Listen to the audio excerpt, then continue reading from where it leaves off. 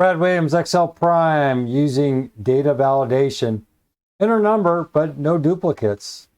Here is the entry we're going to put into data validation and is number. Okay, we have multiple requirements. Has to be a number, and then it can't be a duplicate. The COUNTIF ID 577B5 says no duplicates. Let me just show you the configuration. The is number is B5. Well, we know if you try putting a letter, it's going to be rejected. Right there, it says has to be a number and a non-duplicate. We'll just focus on the non-duplicate. Here is our IDs. This is just a duplicate. I just copied this. If we look, here's your COUNTIF B17, B2. All I did was look at this data here. I just use a COUNTIF. There's a duplicate. That's what happens, 222. If we put another 7 in there, it's going to go 3333. Go 7 and 3333. And what happens? It triggers this false.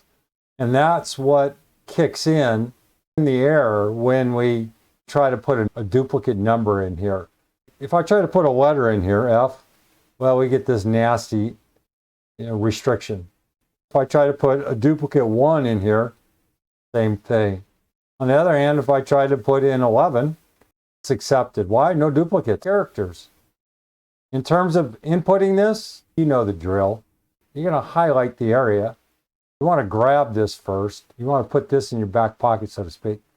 Grab this, and this is just for practice. Just put it in copy. Highlight the range. Go to data, data validation, data validation. All right, I have this protected right now, but you would hit data validation, hit custom, insert it. There's a checkbox down at the bottom that says apply to all. Click that, and you should be good to go. In order to delete the thing, highlight this thing, and then go back up to data validation, delete this formula. Over here, read up on the explanation. My description should be comprehensive. You should be able to follow it. And if not, tear it apart. Brad Williams, Excel Prime. See you soon.